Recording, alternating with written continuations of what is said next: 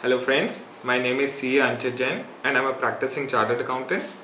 This is the first video of my blog and this blog का purpose is to help you understand tax better, manage your tax better and be on the right side of the law because this is what is the need of the hour. I am sure आप सब अपनी return preparation में लगे होंगे and correct returns बनाने में लगे होंगे. व्हेन आई से करेक्ट रिटर्न्स, इसका मतलब है कि आप अपने सारे सोर्सेज ऑफ इनकम को प्रॉपरली डिस्क्लोज करें, सारे बैंक ट्रांजैक्शंस की एक समरी बना के रखें and most importantly what ever data is available with the income tax department whether it been 26 years और एनी अदर फाइनेंशियल समरी, आप उससे उसे मैच करके रखें. बिकॉज आज की डेट में जितने भी स्क्रूटनी मैटर्स हैं या किसी भी टाइप का जो चेकिंग है वो it is based on data algorithms and analytical tools. अगर कहीं पर भी मिसमैच होगा then you are bound to receive a notice. इसी सिलसिले में आज मैं आपसे डिस्कस करना चाहता हूँ फेसलेस असेसमेंट के बारे में.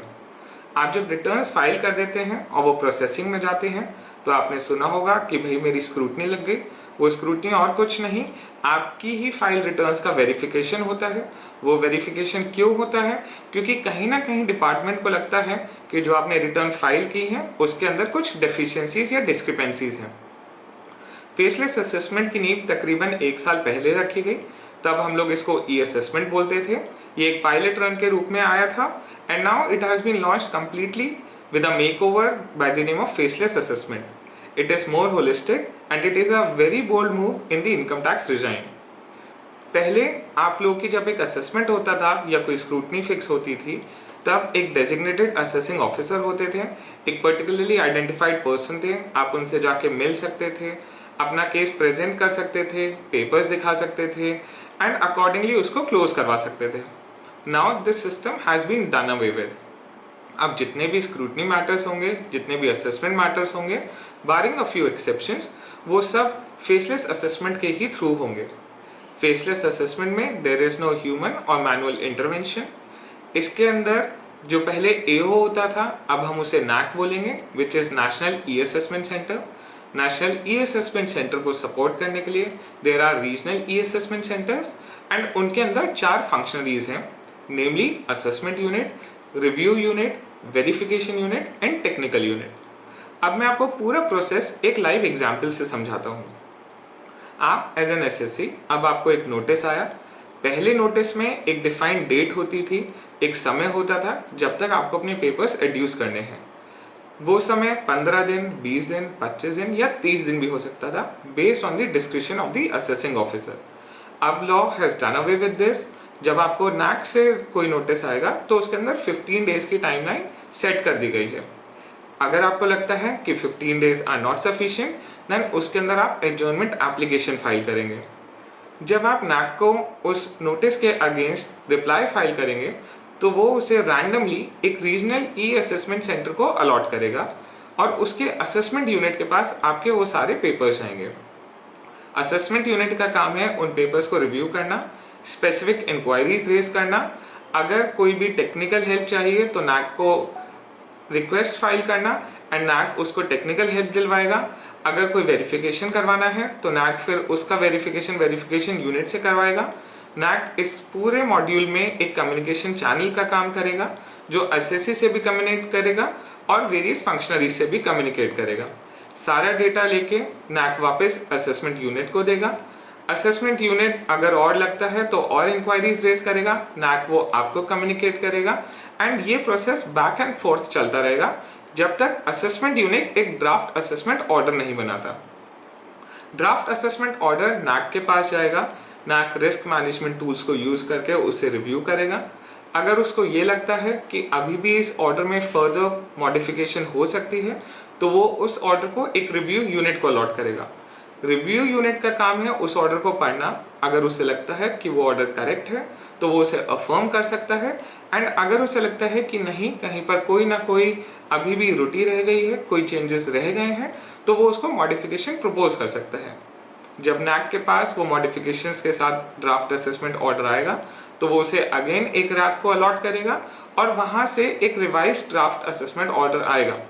अगर वो उसे कंफर्म करता है तो वो order along with the details of demand या कोई भी penalty proceedings which are to be initiated वो एसएससी को कम्युनिकेट कर देगा. पहले आप लोगों के पास personal hearing as a matter of right था, बट अब आपको उस राइट को एक्सरसाइज करना है डिमांड करके। जब आपको असेसमेंट ऑर्डर मिलेगा एंड आपको लगता है कि वो प्रेजुडिशियल है and there is a requirement of a video hearing, तो आप एक रिक्वेस्ट डालेंगे। Appropriate authority based on the CBDT guidelines उस पैरामीटर्स को चेक करेंगे एंड अगर उन्हें लगता है कि आपका केस उसके लिए फिट है तो वो आपको एक वीडियो हियरिंग अलाउ करेंगे। वंस दिस इज डन, उसके बाद असेसमेंट ऑर्डर को फाइनल कर दिया जाएगा। जैसे ही असेसमेंट ऑर्डर फाइनल होगा वो आप पे सर्व हो जाएगा, प्लस जितने भी इलेक्ट्रॉनिक रिकॉर्ड्स हैं वो आपके असेसिंग ऑफिसर को ट्रांसफर कर दिए जाएंगे। असेसिंग ऑफिसर के पास then penalty recovery, imposition, tax recovery, इन सब की पावर्स वहीं से रेगुलेट होंगे। आई होप इससे आपको एक कंप्लीट होलिस्टिक अप्रोच के साथ प्रोसेस समझ आ गया है कि कोई भी मैनुअल या ह्यूमन इंटरवेंशन नहीं होगा, सारे रिकॉर्ड्स इलेक्ट्रॉनिकली ही फाइल होने हैं। तो इट इज़ वेरी इंपॉर्टेंट कि आज जब आप अपनी रिटर्न्स बना रहे हैं आप सब रिकॉर्ड्स को करेक्टली फाइल कर लें, रख लें, सिक्योर कर लें एंड इफ पॉसिबल तो उनकी स्कैन्स बना के रख लें।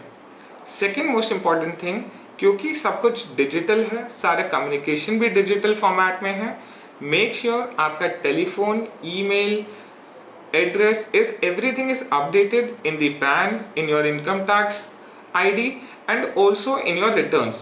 अगर ऐसा रहेगा तो डिपार्टमेंट की तरफ से जो भी कम्युनिकेशन है वो आपको रीच कर पाएगी।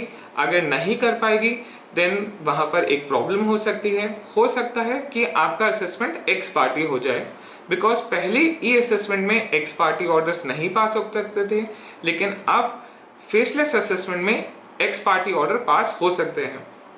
अगर आप एसएससी के पॉइंट ऑफ व्यू से सोचें तो ये एक बहुत अच्छा प्रोसीजर है। अगर आपके रिटर्न्स प्रॉपर्ली रिकंसाइल्ड हैं, मैच्ड हैं, तो आपको एविडेंस भी प्रोड्यूस करने में कोई डिफिकल्टी नहीं आएगी। आपको डिपार्टमेंट नहीं जाना है, everything can happen from your home. आप स्कैन करिए, रिप्लाई फाइल करिए and you will receive quality orders. Why I say quality orders is because इस पूरे सिस्टम में इनबिल्ट चेक्स हैं, बार बार रिव्यू हो रहा है, कभी रिव्यू यूनिट कर रहा है, कभी नैक कर रहा है, कभी एक नेक्स्ट रिव्यू यूनिट कर रहा है। तो यहाँ पर जो चांसेस हैं नॉन क्वालिटी ऑर्डर्स प्रोड्यूस होने के वो काफ़ी मिनिमाइज हो जाते हैं। लास्टली, पहले हम लोग ज्यूरिसडिक्शन के बेसिस पर भी बहुत बार केसेस को फाइट करते थे। अब ये ज्यूरिसडिक्शनलेस एरा है, अब इसके अंदर ज्यूरिसडिक्शन की रिक्वायरमेंट ही नहीं है। हो सकता है यू बिलोंग फ्रॉम यूपी लेकिन आपका assessment unit is in Chennai और हैदराबाद और बैंगलोर और एनीवेयर। आई होप कि आप लोग अपनी रिटर्न्स फाइल करते हुए इन सब बातों का ध्यान रखेंगे एंड अपने पेपर्स को फ्यूचर के लिए प्रॉपरली सिक्योर करेंगे। If you think that this video was helpful and you gain something out of it, then I would request you to subscribe to my channel by pressing on the bell icon. I will continue making such more informative videos. अगर आप चाहते हैं किसी particular query का answer या किसी particular topic पर मैं एक वीडियो बनाऊं, then you can even write me a mail. I am mentioning my mail at the end of this video. Thank you for listening to me.